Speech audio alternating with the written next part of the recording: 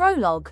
The cult of certainty. There is a curious satisfaction in being told that science has at last settled something, particularly when one suspects it hasn't. The so-called science of reading promises, with almost evangelical vigor, to explain how the brain learns to read. Its apostles speak of settled science, of evidence-based literacy, as though they were unveiling the Higgs boson of pedagogy. Alas, the evidence remains stubbornly human, contingent, social, and muddled. The science of reading, a miracle in search of a mystery. The brain that never read. Unlike speech, reading has no evolutionary pedigree. Homo sapiens could speak long before it could spell. To read, the brain must conscript neural regions never designed for decoding print, what Stanislas Dehaene calls neuronal recycling. We do not discover reading, we invent it, and then train the brain to pretend it always knew how. Reading, a cultural trick played on the visual cortex. The neuronal recycling hypothesis. Dehaene, ever the optimist, suggests that evolution has graciously left us a cortical cul-de-sac ready for the alphabet. It's a pleasing notion, like discovering a pre-installed app on one's brain. Yet, the evidence points to bricolage, not blueprint. The so-called reading network is a reallocation of visual and linguistic circuits, trained through education and habit. There is no reading center, only neural improvisation refined by culture. Improvisation masquerading as instinct, the pedagogical crusade, and yet, the classroom persists in seeking salvation through science. The reading wars, phonics versus whole language, have merely changed uniforms.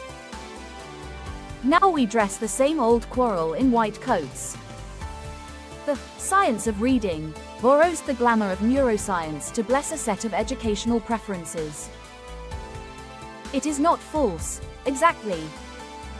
Merely overconfident, like a preacher quoting Darwin. When pedagogy borrows the aura of physics, beware. Dyslexia and the myth of deficit. Dyslexia, too, has been drawn into the neuroscientific blow. Once a label of stigma, it has become a fashionable token of difference. But to say the dyslexic brain processes differently is not to say it is broken. If reading itself is an acquired trick, then difficulty in learning it is not pathology but variation. Difference, not defect. The fetish of measurement. No modern creed is complete without its metrics. We test reading as we test reflexes, converting cognition into data. But comprehension is not a pulse rate. It is a dance of attention, emotion, and context. In the name of science, we have mistaken measurement for meaning. What cannot be quantified is quietly forgotten. Or as they say in pig farming, you don't fatten a hog by weighing it. Reading is cultural artifice. Reading, in truth, is not a window on nature but a mirror of culture. Each script, each orthography, reshapes thought in its own image. The alphabet is a historical accident that we have mistaken for destiny. The brain adapts, patiently, endlessly, but never innately. Culture writes, the brain improvises. Epilogue. The humility of unknowing, and so we return to the beginning, the promise of certainty. The science of reading, for all its diagrams and data, reminds us less of Galileo than of alchemy. It reveals much, but not what it claims.